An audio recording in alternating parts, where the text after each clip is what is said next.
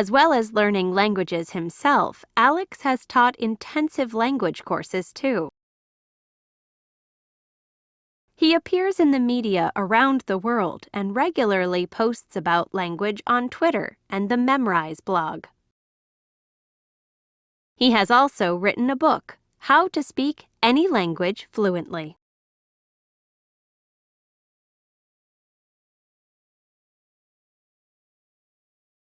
Yeah, it's a good question. So put it this way, I've never met anyone who couldn't learn a language.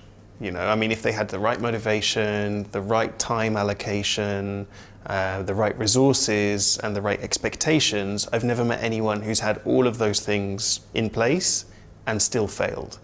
But many of us fail to learn languages because one of those things is not there. We don't have enough time, we're not doing it for the right reasons, or we expect it to be a lot easier than it actually is.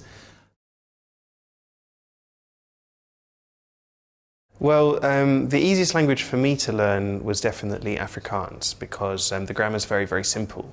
So there are almost no irregular verbs. There's only 3 real tenses you have to worry about. And a lot of the vocabulary in Afrikaans is very similar to vocabulary in English.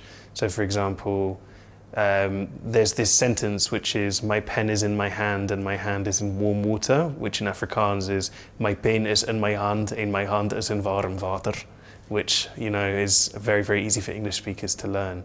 So the easiest languages to learn are the languages that are most similar to the one you speak natively, because you don't have to learn so many new concepts, and maybe you can already understand a lot of the vocabulary because it's similar to what you already know.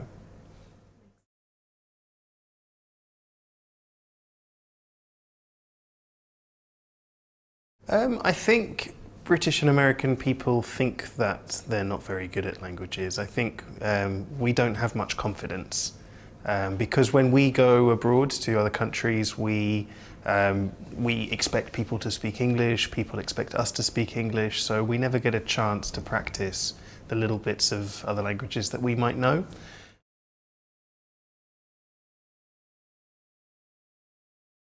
I think the most important thing for someone who wants to learn a new language to remember is that nothing happens overnight. Learning languages is a lifelong activity, and you never finish. You never get to that finishing line where you think, right, what should I do next?